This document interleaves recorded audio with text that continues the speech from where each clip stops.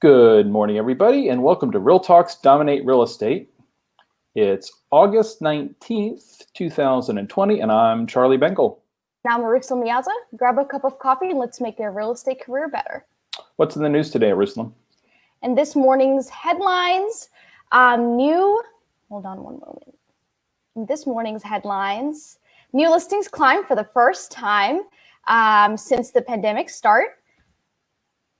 Okay, buyers are finding greater selection in their house hunt as new listings increase above pre-pandemic levels, according to Realtor.com's latest weekly recovery report, reflecting the week ending August 8th.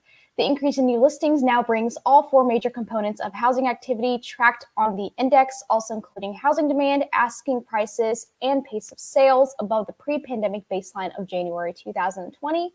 Seller confidence has been improving gradually after reaching its bottom in mid-April, and now it appears to have reached an important recovery milestone, says Javier Vivas, Director of Economic Research for Realtor.com. After 5 long months, sellers are back in the housing market, while encouraging the improvement of new listings is only the first step in the long road to solving low inventory issues, keeping many buyers at bay. The Realtor.com Housing Market Recovery Index reached a reading of 105.6 nationwide for the week ending August 8, 5.6 points above the pre-COVID-19 baseline. The index uses 100 as its baseline period to compare the housing market's recovery to January 2020 before the coronavirus outbreak hit the United States. While new listings growth has recovered to pre-COVID-19 levels, it still remains down 6% year over year, Realtor.com reports. Meanwhile, homes are selling 4 days faster than a year ago. The median listing prices jumped 9.9% over a year ago, Realtor.com reports. The combination of eager buyers, low mortgage rates, and dwindling for sale homes set the stage for further price increases. Realtor.com notes in its report the tide could be turning as sellers come back to the market and new construction picks up. This could help price growth move back to a more normal rate of increase. In other news, mortgage refinancing will be more expensive as Fannie Mae and Freddie Mac raise fees. Consumers will have to pay more to refinance their mortgages after Fannie Mae and Freddie Mac announced that they are raising fees for lenders on the loans. The change is designed to shield the two entities from the additional risk brought on by the coronavirus pandemic. In a letter to the lenders, Fannie Mae specifically cited market and economic uncertainty resulting in higher risks and costs. The price adjustment adds 0.5% of the loan amount to the consumer's cost. This amounts to $1,400 on the average mortgage originated today. It will begin in September, which means it will basically apply to all refinances that aren't already in process. The move was met with strong criticism from the mortgage industry, seen as a slap in the face of the one sector of the economy that has been thriving during the pandemic. Bob Brooksmith, CEO of the Mortgage Bankers Association, said in a statement, requiring Fannie Mae and Freddie Mac to charge a 0.5% fee on refinance mortgages they purchase will raise interest rates on families trying to make ends meet in these challenging times. Mortgage refinances have been surging for months as interest rates continue to set record lows almost weekly. Borrowers today have a record amount of equity in their homes due to high home values and a conservative mindset among consumers since the housing crash more than a decade ago. Consumers have been able to not only save on their monthly payments through refinances, but also pull out much needed cash during these difficult economic times. Banks have also made hefty profits off of all the activity. Fannie Mae and Freddie Mac don't lend to consumers, but they buy the loans from lenders and package them to securities that are then sold to investors. They then guarantee the principal and interest on the loans in the event of default. In other news, home builder sentiment jumps to record high, but soaring lumber prices could dampen momentum. Potential buyers flooded into model homes across the nations, and that has builders feeling better about their businesses than any other time over the past 20 years. But rising lumber prices could sap the market's momentum this fall. Builder confidence in the newly built single-family home market jumped 6 points to 78 in August on the National Association of Home Builders Wells Fargo Housing Market Index. Anything above 50 is considered positive sentiment. The index is now at the highest level in the 35-year history of the monthly series and matches the record set in December 1998. Builder sentiment plunged to 30 in April when the coronavirus pandemic shut down the U.S. economy, but it recovered quickly as consumers suddenly sought more space in less urban areas. The National Association of Home Builders Chairman Chuck Fowle said in a statement that the demand for new single-family homes continues to be strong as low interest rates and a focus on the importance of housing has stoked buyer traffic to all-time highs as measured on the Housing Market Index. However, the V-shaped recovery for housing has produced a staggering increase for lumber prices, which have more than doubled since mid-April. Such cost increases could dampen momentum in the housing market this fall, despite historically low interest rates.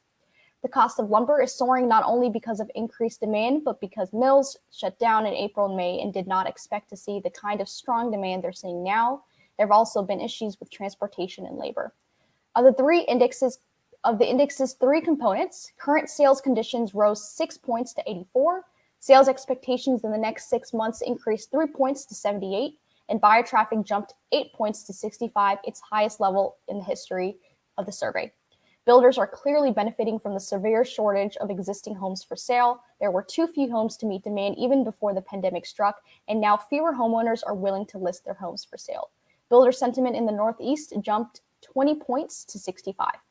Housing has clearly been a bright spot during the pandemic, and the sharp rebound in builder confidence over the summer has led to NAHB to upgrade its forecast for single-family starts, which are now projected to show only a slight decline for 2020. Charlie, what's going on with rates? Morning again. Rates have remained unchanged since we last spoke on Monday. 30-year fixed rate at 3%. The jumbo is 2 3/4, as is FHA and VA.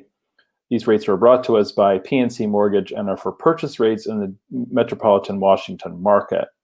Eyerusalem, back over to you to talk about the market. In the last week in the Hampton Roads, we saw 755 new listings at the market, 841 properties go pending, and 761 properties sold. In the last week in the Washington metro area, within 30 miles of the White House, we saw 1,355 new listings at the market, 1,817 go pending, and 1,432 sold. Back over to Charlie with our special guest. Thanks, Eyerusalem. I'd like to welcome back to the show Coach Amy Lassen. Amy, always good to see you. Good morning. Good morning. So today we're going to be talking about open houses and a pandemic, but I have to go back and make a comment about this ridiculous fee that the government has put on these refinances due to this idea of risk.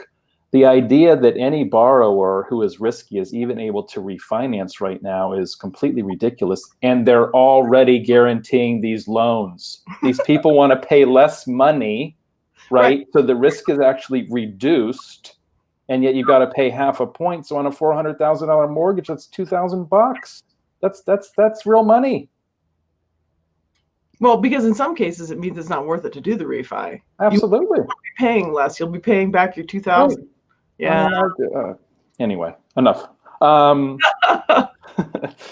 Let's talk about open houses. We had a time where there were markets that you could not do an open house. Yep. Washington, D.C., the mayor said, you shall not do an open house. It is against the law to do open houses. I know Colorado, where you are, you have lots of restrictions and how it should and shall be done, yes. Which you're going to share with us, because I think a lot of the restrictions are actually really good protocols, right? So let's talk about how to safely do an open house, because we know that there were a lot of disappointed agents when the pandemic hit, because they realized that, boy, this is one of my best lead sources, and now it's gone away. Yeah. And luckily, it's back. So where do you want to start with getting back into open houses? Well, I think, first of all, it is such a great opportunity. Those of you who don't do them as much or don't do them well, I just really want to encourage you that if you would focus and say, wow, I'm going to become extraordinary at this. This is what I always say with all the lead sources, please don't dabble. So there are a lot of ways to do open houses really well, including virtual open houses, including all the lead up marketing. So there's so much to do. Back in the day, I remember my sister said to me, if you're not getting a closable lead out of every open house, you're doing it wrong. And I was like, oh, then I'm definitely doing it wrong. And I think most of us say, well, I was over there, I didn't have that many people.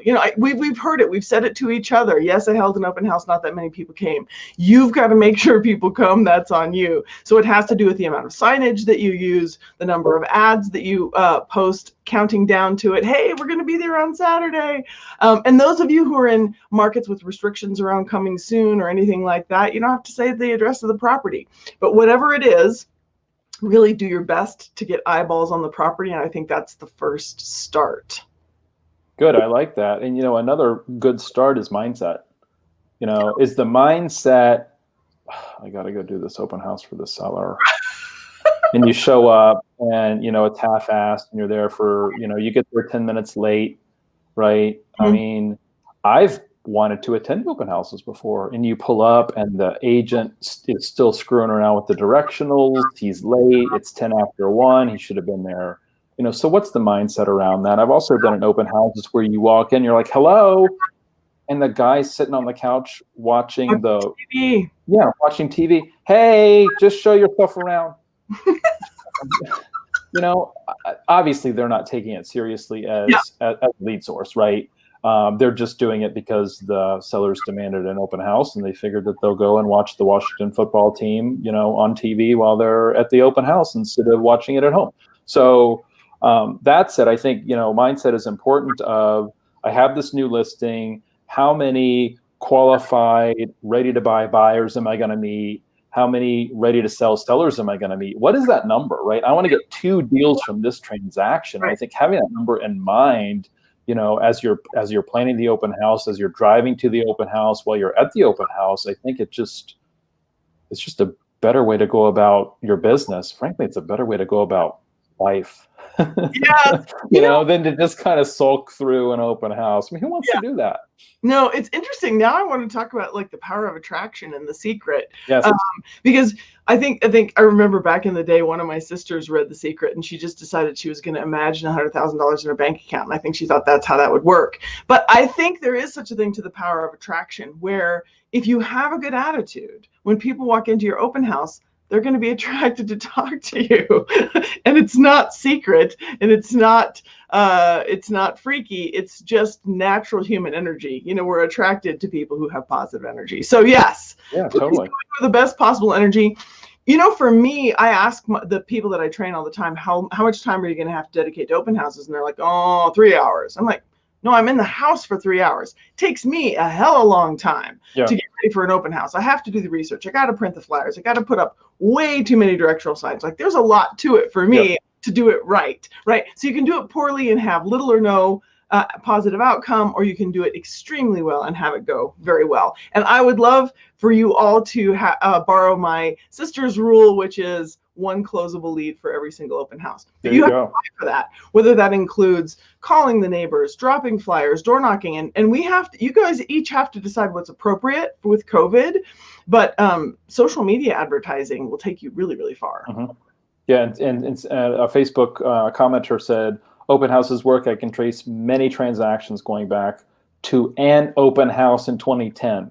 Many transactions from an open house 10 years ago. Yeah. And, we always make fun of the looky-loo sellers. Well, some of those looky-loo sellers, you're on a job interview and you don't even know it, right? They like you, they walk in, they talk to you, and then you get a call 2 days later, hey, I met you at the open house. I need to sell. Will you come by?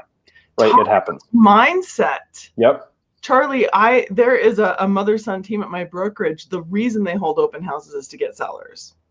There you go, right. The neighbors are their most honored guests. If random people drive by, so be it. Yep. The neighbors are the ones that are after. Right. So absolutely, please adjust your sites. Anybody who says, yeah, only 2 came. It's like, great. That's what you should have been hoping. Yeah, that's 2 opportunities, 2 people to get to know that whether they want to sell, next week or next year or 5 years from now, right? Get to know them, follow up with them, and build rapport and keep in touch. Yeah, absolutely. So I think that's step 1. Maybe step 1 is your attitude, like you said. Yeah. Maybe step 1 is attitude. Maybe step 2 is goal setting, right? Have an intention, do it with purpose. Maybe number 3 is do it often enough to get good at it, right? Yep. But number 4 is really do a lot of advertising. Don't ever put up 3 directional signs. I let a new agent at my office hold my listing open, and she asked if I had any signs to share. And I said, yeah, I'm sorry, I only have 6. And she said, that's so many. And I thought, oh dear, you poor honey. It needs to be 20. It needs to be 20, right? Yeah. And my sister used to use the really heavy sandwich ones. I don't know how she got all 20 in her car, but you really got to make it obvious, because here's the double dip of signage is that you're raising your brand. These are branded signs, right? So yeah, do them all anywhere they're allowed. So then the next thing is COVID specific, and we can go really, really aggressive, but know that it depends on your comfort. It depends on the seller's comfort. Mm-hmm. It depends on the guidelines in your jurisdiction, right? You can do whatever you're allowed to do, but I'm going to share what we're being required to do. Okay. As things shift, you might say, oh, I have a COVID protocol for that. I know I could do it this way. So in Colorado, we are required to have only 2 buyers, and they have to be adults, in the property at a time. Okay. With their agent as an option. This is for showings as well. Mm-hmm. And so most of us are tag teaming, like 2 agents. Okay. One person outside signing people in, Yep. taking their temperature, and Okay. the other person inside giving them a flyer, giving them a bottle of water, whatever. Everybody has to wear a mask, of course. And then the consumer is not allowed to touch things in the house. Okay. So, and then there's usually an entrance and an exit. So you can go in the front door and then you can leave through the back or something like that. I had a townhome where it was a little tight because they were kind of the same. They were really close to each other. But that's just basic, right? And I think it would help you if you had tough restrictions like us. Like if you just choose to be the toughest open house in the neighborhood, that might feel odd. Right. People are falling in line in my market because, well, this is that's what you have to do, right? You can argue about it, and it's fine. Yep. But the other thing that's amazing right now about open houses in a pandemic, and we've all said it, there's not much inventory. Right. So when there are few houses to choose from, you better be doing open houses, and you better be doing them above and beyond. And I think the other limiting belief that a lot of agents have is, I won't have time. It's going to be under contract in 2 days. Well, who's driving this train? Right. Who's in charge here? And so I would say you need to have a protocol that makes it possible, right? And so in my case, my listing goes on the market on Friday. I know it's probably going to have offers by Saturday or Sunday. Mm-hmm. We schedule a Sunday open house anyway. We're responding to offers on Tuesday, right? Yep. And you could do Saturday and Sunday. If I could have found enough agents, I could have done it. But I'm a busy girl, and I actually don't hold my own open houses, and that's my own priorities. So talk to me about sign in. And I don't want to get too far in the weeds, but how are you handling signing in? With another agent. I mean, so the agent is taking their information, right? So we're not passing around pens that have been used by the previous person. We're not doing the iPad thing where people have to touch the same screen anymore. Hey, this was always best practice. To stand at the door, COVID or no COVID, and say, let me register you. What's your name? Right. They are so much less likely to lie on the fly. Yep. Well, and now with COVID, we need this information for contact tracing, right? So, that's the person that quote unquote doesn't want to sign in is no longer a guest, right? This is the way that it is. And I think that this is an opportunity to refine our system if you don't have a system. Sure. And, I was thinking that if you don't take their information, they can text me. Hey, I need you to text me, your name right now, right? That way I have a record of it. Why would you do that instead of just put it in someplace? You could. Okay. But if I'm, I think there's a couple different ways to do it. And I was just thinking, hey, you walk in the door, hey, I'm Charlie. In my case, they're not lining up per se. We don't have the same protocols that you do. Yeah. There was an agent, and I don't remember who it was, that posted on Facebook a picture of their open house. It was like they were just down the sidewalk lined up. It was really something. So that's definitely happening. Somebody else said, I closed a condo where the owner called me out of the blue saying that we met at an open house 10 years ago. Wow. So, boy, I appreciate the stories. So we've got attitude, right? We have what is the purpose or the goal of this, right? What is our intention?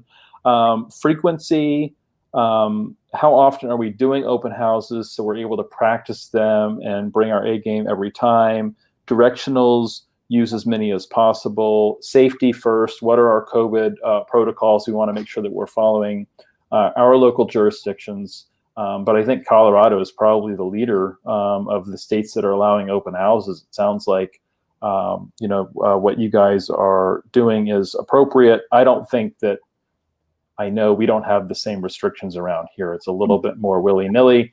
Sure. We also never want to place ourselves in the position of gaining unwanted attention due to doing stupid open houses, too many people in the house, where a photo could end up on the internet, we're embarrassed, or the government finds out, So common sense, I think, goes a long way to the safety first thing. I want to emphasize, though, COVID safe or not, having people register and signing them in every single time should have been normal. And I've had a few agents point out to me how COVID has opened their eyes to a few things, like regular showings should only be available to pre-qualified buyers. Mm-hmm. That to have it be otherwise is pretty disrespectful of the seller's home. Right. And so the thing that I say to new agents that I train is, get your own head right as a buyer's agent and recognize that these people are getting access to someone else's private property through your professional credentials. Mm-hmm. Take that seriously, right? So when you say to someone, have you been pre-qualified with the local lender? Let's take care of that. Here, we need to register you.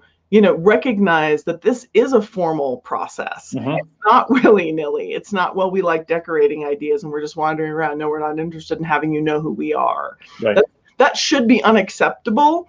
And I just want every agent to hear that so that you change your mindset. Because I will tell you, plenty of agents say to me, I can't. I try to get them to register and they won't. I don't know how you're doing it because I don't have that problem. Mm-hmm. And it's nobody's right to go into somebody's private property on their terms, right? But I don't lecture. To be clear, I don't lecture people who come in with what I said to all of you. What I say is, please sign in. I want proof that I didn't eat all the cookies myself. And they always sign in. Right. Right. They don't fight me on it. Yeah. No, I think going in with the right attitude, not the confrontational attitude. But there's some people that over the years, the guy that was watching the game, hey, come on in, look around. If you run into enough of those, you just feel like you're entitled to look around. You don't have to sign in, right? The agent didn't even look at me. He didn't see me taking the base as I left out the front door because he was focused on watching the television, right? So anyway, what's next on your list of open houses? Well, follow up. Thank you. Because it's almost the most important thing, actually. I mean, it's maybe second most important because you have no one to follow up with. It's pointless. But a lot of us are guilty of having made connections and had opportunities and not followed up. Right? Good example, I had a woman come in, turned out we had a lot in common. Our children went to the same charter school. We chitty-chatted. It was fine, whatever. We totally talked about her special needs child. It was just very friendly. She made it clear to me she had an agent. She hadn't even told me who the woman was. I was like, oh, cool, bye. 6 months later, she called me. I didn't follow up with her. Yep. She called me and said, my agent's too busy for me. Will you sell me a house? I was like, sure. So luckily there was rapport, but I didn't follow up with her because of the agent. But I could have any other excuse. I didn't follow up because I lost the piece of paper or because I have poor systems. So if you make it routine, and I would say send a video text from your phone before you leave the property. Okay. Now, if you have 20 people to follow up with, that might feel like a challenge, but I guarantee you, leaving, heading home, unwinding for the evening, Monday revs up. When are you going to do your follow-up, right? So I'd say the first follow-up, the most impactful follow-up is, hey, Jan and John, so good to talk to you at the house on Clovergate. Say whatever it is, be specific, and then just say, I'll be setting you up on that search, like I said, or I'll be sending you the HOA documents, when I leave here, or whatever it was. Send that to everybody. It will take moments. It's a 15-second text. And then you've got to take that. If you use something like Open Home Pro, it puts all the registrants in a CSV file. You just dump it right in your CRM and make it part of your normal follow-ups. And all of us should be doing our follow-ups every single day. You need some rhythm of every day I reach out to so many people I know, so many people I don't, and so many follow-ups, and just have your own quota. I like that. And by the way, that follow-up is scheduled in your calendar or it doesn't exist. And I like your idea of following up on Sunday. If you wait until Monday or Tuesday, the consumer is already back in the work week, right? They're fighting with the dog, they're dealing with the kids, they're dealing with the spouse, they're all working from home, learning from home. If you're following up on Sunday, they still have real estate on the brain. They're going to remember you. And by the way, you're probably the only agent following up on Sunday, because most agents are lazy. I will say it, they are lazy, and they wait until Monday or Tuesday, if at all, to follow up. Yeah. Right. So I like the idea of doing it at the house, and then you're done. You're done. Right. And then follow up with, later in the week, make sure that we're doing what we said. If we're setting them up on a search, we have a team, the Pearl team at Remax Allegiance. They're based out of the Reston office, and they make a living from open houses. And what they do is they set everybody up on a search. They use Real Scout for this because it's modern and sexy looking, and they don't have to opt in.